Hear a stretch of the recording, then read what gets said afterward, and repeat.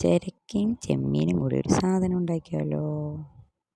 ആദ്യം ചിരക്ക കഷ്ണങ്ങളാക്കിയത്, പച്ചമുളക്, ചെമ്മീൻ വറുത്തത്.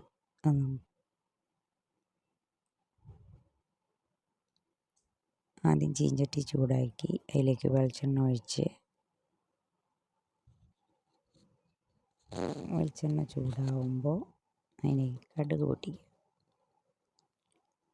അതിലേക്ക് വറ്റൽമുളക് ഇട്ട് മൂപ്പിക്കുക. അതിനുശേഷം സബോള അരിഞ്ഞത് ഇട്ട് നന്നായി വഴറ്റിയെടുക്കുക.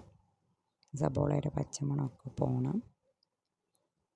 ഇതിലേക്ക് നമുക്ക് പൊടികൾ ചേർക്കാം.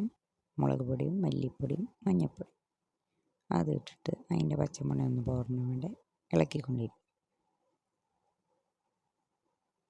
ഇതിലേക്ക് വറുത്ത് വെച്ചിരിക്കുന്ന ചെമ്മീൻ ഒന്ന് ക്രഷ് ചെയ്തിട്ടിട്ട് കൊടുക്കുക.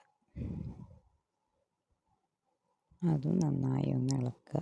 നല്ല മണം വരുന്നുണ്ട്, ചെമ്മീൻ്റെ നല്ല മൊരിഞ്ഞ മണം വരുന്നുണ്ട്.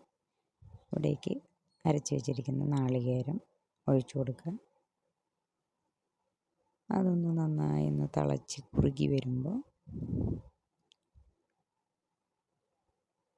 ചിരക്ക വേവിച്ചത്, പച്ചമുളക് ഇട്ട് വേവിച്ചത് നമുക്കൊന്ന് അതിലേക്ക് ഒഴിച്ചു കൊടുക്കാം.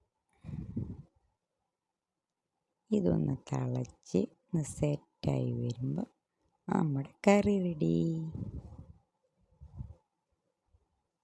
ഇനി നമുക്കൊരു സെർവിങ് ബോളിലേക്ക് മാറ്റാം. Like, share, comment, subscribe.